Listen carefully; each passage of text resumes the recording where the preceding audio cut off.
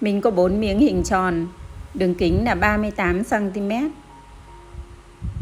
Bây giờ lần lượt gấp đôi, sau đó đi may. May vào như thế này này, chừa lại một đoạn để luồn. Khi may mình sẽ úp hai mặt phải vào với nhau. Lần lượt may cho hết 4 miếng hình tròn. Khi may xong mình dùng kéo bấm đều sát mép đường may, lộn mặt phải ra ngoài. Bây giờ là cho phẳng.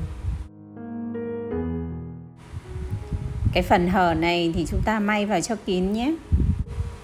Sau đó mình sẽ xếp theo như thế này này, cách đều hai bên, ra mỗi bên chừa ra khoảng 6 cm nhé.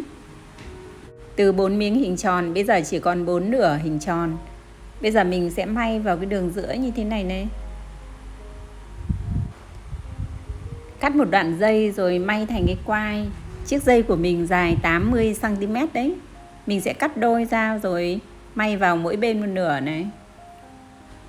Khi may quai túi mình cách đều hai bên, mỗi bên chừa ra 5 cm. Bây giờ thì chiết góc để tạo cái phần đáy túi. Phần này nếu các bạn chiết hẹp thì được cái dáng túi như này, còn chiết sâu một chút thì được dáng túi như này.